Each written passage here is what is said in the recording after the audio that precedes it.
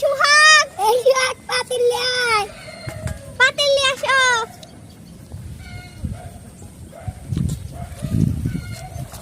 আমাদের পুকুরে দেখো কত সুন্দর সুন্দর মাছ উঠেছে,